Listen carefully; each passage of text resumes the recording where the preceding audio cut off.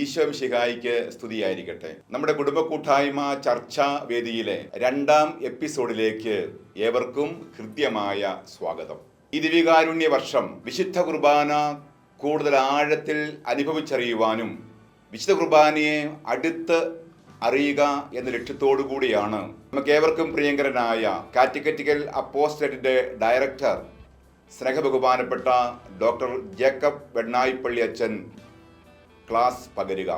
ജാഗ്രതയോടുകൂടെ ഈ ക്ലാസ് ശ്രമിക്കുകയും തുടർന്ന് ചർച്ചകളിൽ സജീവമായി പങ്കുചേരുകയും ചെയ്യുവാൻ നിങ്ങളെ ഓരോരുത്തരെയും ഞാൻ ആദരപൂർവ്വം ക്ഷണിക്കുകയാണ്. പ്രഥമ എപ്പിസോഡ് അഭിമന്യ മാർ ജോസഫ് പാബ്ലാനി പിതാവ് നൽകിയ ക്ലാസ് നിങ്ങൾ കൃത്യതയോടുകൂടെ ചർച്ച ചെയ്യുകയും സെക്രട്ടറിമാർ റിപ്പോർട്ട് രേഖപ്പെടുത്തുകയും ഇടവക കോർഡിനേറ്റർമാർ ക്രോഡീകരിച്ച റിപ്പോർട്ട് അതിരൂപതയിലേക്ക് അയക്കുകയും ചെയ്തതിൽ നിങ്ങളെ ഓരോരുത്തരെയും ഞാൻ അഭിനന്ദിക്കുകയും നന്ദി പറയുകയും ചെയ്യുന്നു. ഈ ക്ലാസ്സിനെ തുടർന്നും ചർച്ചകൾ നടത്തി റിപ്പോർട്ടുകൾ നിങ്ങൾ റിപ്പോർട്ട് ബുക്കിൽ രേഖപ്പെടുത്തി ഇടവക കോർഡിനേറ്റർ ഈ മാസം അവസാനം അതിരൂപത ഓഫീസിലേക്ക് അയക്കണമെന്നും ഓർമ്മപ്പെടുത്തട്ടെ.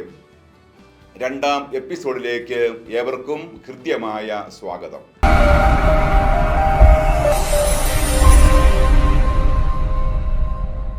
ഈശോയിൽ സ്നേഹമുള്ളവരെ, ഈ മാസം പരിശുദ്ധ കുർബാനയെക്കുറിച്ച് കൂടുതൽ ആഴത്തിൽ മനസ്സിലാക്കുവാനായിട്ട് നമ്മൾ പരിശ്രമിക്കുകയാണ്.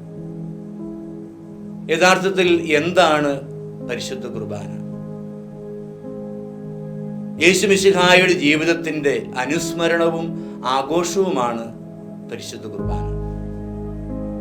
ഈശോയുടെ കാലിത്തൊഴുത്തിലെ ജനനം മുതൽ അവിടുത്തെ പരസ്യ ജീവിതവും പീഡാസഹനവും മരണവും ഉത്ഥാനവും പരിശുദ്ധാത്മാവിൻ്റെ ആഗമനവും മിശിഹായുടെ 2ാമത്തെ വരവുമെല്ലാം നമ്മൾ പരിശുദ്ധ കുർബാനയിൽ അനുസ്മരിക്കുകയാണ്. അതുകൊണ്ടാണ് പരിശുദ്ധ പിതാവ് ഫ്രാൻസിസ് മാർപ്പാപ്പ പറഞ്ഞത്, നമ്മുടെ ജീവനായ യേശു മിശിഹ തന്നെ തന്നെ സന്നിഹിതമാക്കുന്ന മഹത്തായ ഒരു അത്ഭുതമാണ് പരിശുദ്ധ കുർബാനയെന്ന്. മറ്റു കുദാശകളിൽ ദൈവത്തിൻ്റെ അനുഗ്രഹമാണ് നമുക്ക് ലഭിക്കുന്നതെങ്കിൽ പരിശുദ്ധ കുർബാന വഴി എല്ലാ അനുഗ്രഹങ്ങളുടെയും കൃപകളുടെയും ദാതാവായ ഈശോയെ തന്നെയാണ് നമുക്ക് ലഭിക്കുന്നത്. അതുകൊണ്ടാണ് വിശുദ്ധ ആഗസ്തീനോസ് പുണ്യവാളൻ പറഞ്ഞത്, പരിശുദ്ധ കുർബാന എല്ലാ കുദാശകളുടെയും അമ്മയാണ് എന്ന്. 2ാം വത്തിക്കാൻ കൗൺസിലിന്റെ തിരുസഭയെക്കുറിച്ചുള്ള കോൺസ്റ്റിറ്റ്യൂഷനിൽ ഇപ്രകാരം നാം വായിക്കുന്നു: ക്രൈസ്തവ ജീവിതത്തിന്റെ മകുടമാണ് പരിശുദ്ധ കുർബാന. വൈദികരെക്കുറിച്ച് ഡിക്രിയിൽ ഇപ്രകാരം നാം വായിക്കുന്നു: ക്രൈസ്തവ വിശ്വാസത്തിന്റെ കേന്ദ്രമാണ് പരിശുദ്ധ കുർബാന. സഭൈക്യത്തെക്കുറിച്ച് ഡിക്രിയിൽ നാം വായിക്കുന്നു: സഭയുടെ ജീവിതത്തിന്റെ ഉറവിടവും ഭാവി മഹത്വത്തിന്റെ അച്ചാരവുമാണ് പരിശുദ്ധ കുർബാന. പ്രിയ സഹോദരങ്ങളെ, നമ്മുടെ ജീവിതത്തിന്റെ കേന്ദ്രം, നമ്മുടെ ജീവിതത്തിന്റെ സർവസ്വവുമാണ് പരിശുദ്ധ കുർബാന എന്നത്.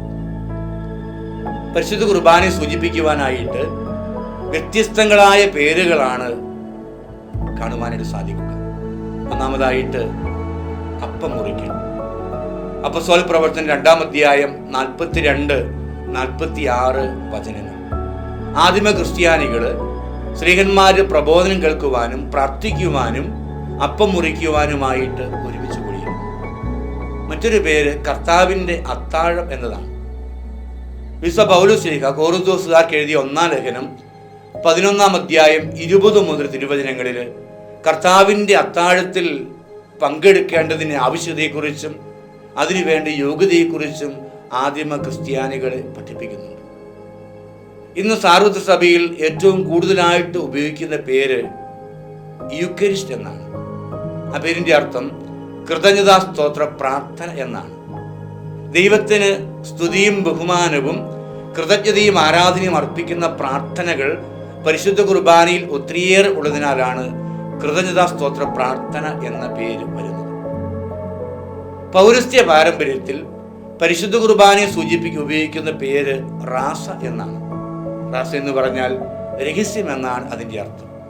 മിശിഹായുടെ പെസഹ രഹസ്യത്തിൻ്റെ ആഘോഷം പരിശുദ്ധ കുർബാനയിൽ സംഭവിക്കുന്നു. പാശ്ചാത്യ സഭയിൽ ലത്തീൻ സഭയിൽ പരിശുദ്ധ കുർബാന ഇംഗ്ലീഷിൽ ഉപയോഗിക്കുന്ന വാക്ക് ഹോളി മാസ് എന്നാണ്. പരിശുദ്ധ കുർബാന സമാപനത്തിലെ പറഞ്ഞയക്കൽ കർമ്മത്തോടനുബന്ധിച്ചാണ് മാസ് എന്ന പേര് വരുന്നത്. പരിശുദ്ധ കുർബാന കഴിഞ്ഞ് കുർബാന കേന്ദ്രീകൃതമായ ഒരു ജീവിതം നയിക്കേണ്ടവരാണ് ദൈവജനം എന്ന് ഓർമ്മിപ്പിക്കുവാനാണ് മാസ് എന്ന പേര്. കേരള സഭയിൽ ഏറ്റവും കൂടുതലായിട്ട് ഉപയോഗിക്കുന്ന വാക്ക് വിശുദ്ധ കുർബാന എന്നാണ്. വിശുദ്ധ കുർബാന എന്ന വാക്കിൻ്റെ അർത്ഥം അർപ്പണം, സമർപ്പണം, അർപ്പണ വസ്തു എന്നൊക്കെയാണ്. അതിൽ നിന്നാണ് മലയാളത്തിൽ ദിവ്യബലി എന്ന പേരും വരുന്നത്. മിശിഹായുടെ ബലിയുടെ അനുസ്മരണവും ആഘോഷവുമാണ് പരിശുദ്ധ കുർബാന. പ്രിയപ്പെട്ട സഹോദരങ്ങളെ, എന്തുകൊണ്ടായിരിക്കണം സഭയിൽ ഞായറാഴ്ച പരിശുദ്ധ കുർബാനയ്ക്കുള്ള ദിവസമായിട്ട് മാറ്റിവെച്ചത്? ഞായറാഴ്ച ആചരണത്തെക്കുറിച്ച് 12 അപ്പോസ്തലന്മാരുടെ പ്രബോധനം എന്ന പേരിൽ വരുന്ന ഡിഡാക്കയും ആദ്യത്തെ രക്തസാക്ഷിയുടെ ഒരാളായ വിശുദ്ധ ജസ്റ്റിനും പറഞ്ഞു വയ്ക്കുന്നു. ആദിമസഭയിൽ വിശ്വാസികൾ പരിശുദ്ധ കുർബാന അർപ്പിക്കുവാനായിട്ട് ഞായറാഴ്ചകളിൽ ഒരുമിച്ച് കൂടിയിരുന്നു എന്ന്. പരിശുദ്ധ പിതാവ് ജോൺ പോൾ രണ്ടാമൻ മാർപ്പാപ്പ തൻ്റെ കർത്താവിന് ദിവസം എന്ന സ്നേഹിക പ്രബോധനത്തിൽ ഞായറാഴ്ച ആചരണത്തിൻ്റെ 3 കാരണത്തെക്കുറിച്ചാണ് പറഞ്ഞു വയ്ക്കുന്നത്. എന്തുകൊണ്ടാണ് വിശ്വാസികൾ ഞായറാഴ്ച കർത്താവിന് ദിവസമായിട്ട് ആചരിക്കുന്നത്, ഞായറാഴ്ച പരിശുദ്ധ ബലി അർപ്പിക്കുവാൻ ദിവസമായിട്ട് മാറ്റിവെക്കുന്നത്? ഒന്നാമത്തെ കാരണം, കർത്താവ് ഉത്ഥാനം ചെയ്ത ദിവസം ഞായറാഴ്ചയാണ്. രണ്ടാമത്തെ കാരണം, സൃഷ്ടിയുടെ ആദ്യ ദിവസവും ഒരു ഞായറാഴ്ചയായിരുന്നു. മൂന്നാമത്തെ കാരണമായിട്ട് മാർപ്പാപ്പ സൂചിപ്പിക്കുന്നത്, പരിശുദ്ധാത്മാവ് ശിഷ്യന്മാരുമായി എഴുന്നള്ളി വന്ന പന്തക്കുസ്തായുടെ ഓർമ്മ ദിവസവും ഒരു ഞായറാഴ്ചയാണ്. അതുകൊണ്ടാണ് ക്രൈസ്തവർ ഞായറാഴ്ച പരിശുദ്ധ കുർബാന അർപ്പിക്കുവാനുള്ള ദിവസമായി മാറ്റിവെക്കുന്നത്.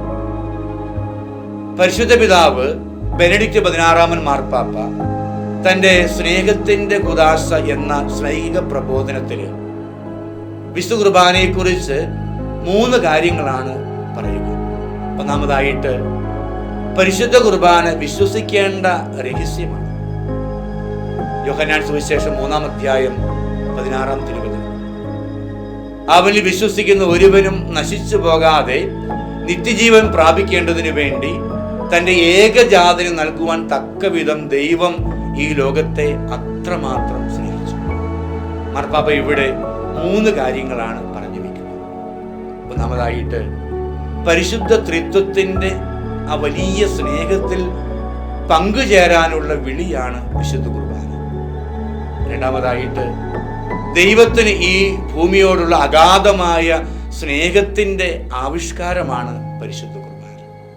മൂന്നാമതായിട്ട് മാർപ്പാപ്പ പറയും, പരിശുദ്ധാത്മാവിലുള്ള പ്രവർത്തനത്തിലുള്ള വിശ്വാസമാണ് പരിശുദ്ധ കുർബാന. നമുക്കറിയാം, പരിശുദ്ധ കുർബാനയെക്കുറിച്ച് കൂടുതലായിട്ട് മനസ്സിലാക്കുവാൻ, പരിശുദ്ധ കുർബാനയിൽ വിശ്വസിക്കുവാനായിട്ട് നമുക്ക് സാധിക്കണമെങ്കിൽ വിശ്വാസത്തിൻ്റെ വാതിൽ ദൈവം തുറന്നു തരണം. കർത്താവിനെ കാണുവാനായിട്ട് അതിരാവിലെ മഗ്ദലേന മറിയം കല്ലറയിലേക്ക് പോയി. കല്ലറ ശൂന്യമായിരുന്നു. കർത്താവ് അവിടെ അടുക്കൽ വന്നു നിന്നപ്പോൾ മഗ്ദലേന മറിയത്തിന് മനസ്സിലായില്ല. ഈശോയെ വിളിച്ചു മറിയം എന്ന്. അപ്പോൾ അവൾ വിശ്വാസത്തിന്റെ കണ്ണുകൾ തുറന്നു. മഗ്ദലേന മറിയത്തിന് ഈശോയെ തിരിച്ചറിയാൻ സാധിച്ചു. രാത്രി മുഴുവനും കടലിൽ വലയിറക്കിയ ശിഷ്യന്മാർക്ക് ഒന്നും ലഭിച്ചില്ല. കർത്താവ് കടലോരത്ത് വന്നു നിന്ന് അവരെ വിളിച്ചു കുഞ്ഞുങ്ങളെ എന്ന്. അപ്പോഴും മനസ്സിലായില്ല. വഞ്ചിയുടെ വലതുവശത്ത് വലയിറക്കാൻ പറഞ്ഞു. മത്സ്യ സമൃദ്ധി അവർക്ക് ലഭിച്ചു. അപ്പോൾ അവർ വിശ്വാസത്തിൻ്റെ കണ്ണുകൾ തുറന്നു. കർത്താവിനെ അവർ തിരിച്ചറിഞ്ഞു. എമ്മാവൂസിലേക്ക് പോയ 2 ശിഷ്യന്മാർ, അവരെ കൂടെ നടന്ന കർത്താവിനെ അവർക്ക് മനസ്സിലായില്ല. എന്നാൽ വിശുദ്ധ ലിഖിതങ്ങൾ അവർക്ക് വ്യാഖ്യാനിച്ചു കൊടുത്തപ്പോൾ അവർ കണ്ണുകൾ തുറക്കപ്പെട്ടു. അവർക്ക് ബുദ്ധത്തിന് തിരിച്ചറിയാൻ സാധിച്ചു. നമ്മുടെ വിശ്വാസത്തിൻ്റെ കണ്ണുകൾ തുറന്നെങ്കിൽ മാത്രമേ പരിശുദ്ധ കുർബാനയിൽ എഴുന്നള്ളി വരുന്ന കർത്താവിനെ തിരിച്ചറിയുവാനായിട്ട് നമുക്ക് സാധിക്കും. അതുകൊണ്ട് മാർപ്പാപ്പ പറഞ്ഞത്, പരിശുദ്ധ കുർബാന വിശ്വസിക്കേണ്ട രഹസ്യമാണ്.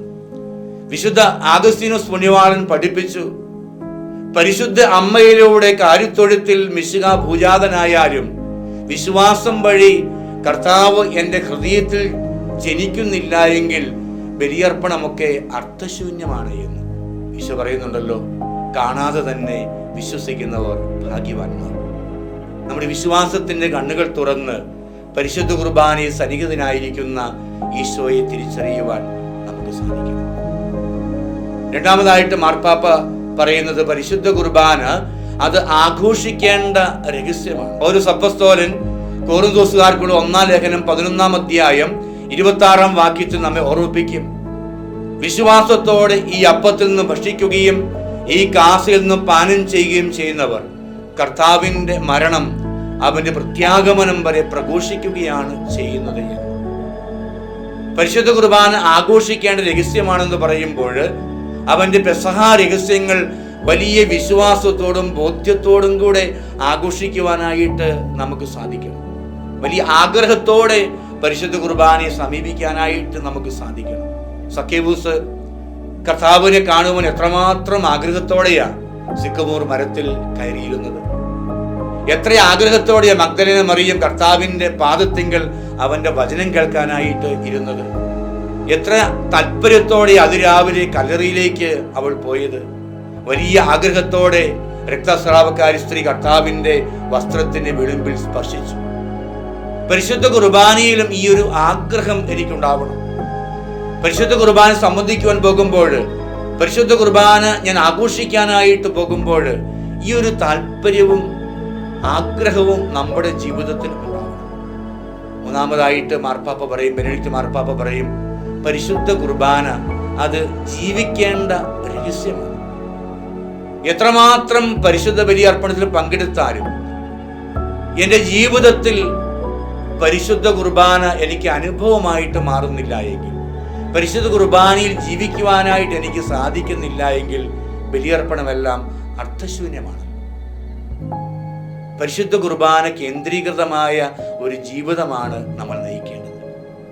അന്ത്യത്താഴ വേളയിൽ യേശു ശിഷ്യന്മാരുടെ പാദങ്ങൾ കഴുകി കാരുണ്യത്തിന്റെ മാതൃക പഠിപ്പിച്ചു. തുടർന്ന് അപ്പവും വീഞ്ഞും എടുത്ത് ആശീർവദിച്ച് തൻ്റെ ശരീരവും രക്തവുമാക്കി മാറ്റി ശിഷ്യന്മാരോട് പറഞ്ഞു, ഞാൻ ചെയ്തതുപോലെ നിങ്ങളും ഇതെൻ്റെ ഓർമ്മയ്ക്കായിട്ട് ചെയ്യണം.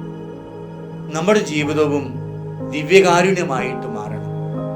മാതാപിതാക്കൾ മക്കൾക്ക് വേണ്ടി ദിവ്യകാരുണ്യമാവണം. മക്കൾ മാതാപിതാക്കളെ സ്നേഹിച്ചുകൊണ്ട് അവരുടെ വാർദ്ധക്യത്തിൽ അവരെ സംരക്ഷിച്ചുകൊണ്ട് ദിവ്യകാരുണ്യമായി മാറണം. എല്ലാവരെയും സ്നേഹിക്കുന്ന, എല്ലാവരെയും സംരക്ഷിക്കുന്ന, എല്ലാവരോടും കാരുണ്യം കാണിക്കുന്ന, വിശുദ്ധ കുർബാനയെ സ്നേഹിക്കുന്ന, വിശുദ്ധ കുർബാന ജീവിക്കുന്ന ഒരു ജീവിത ശൈലി നമുക്കും പിന്തുടരാം.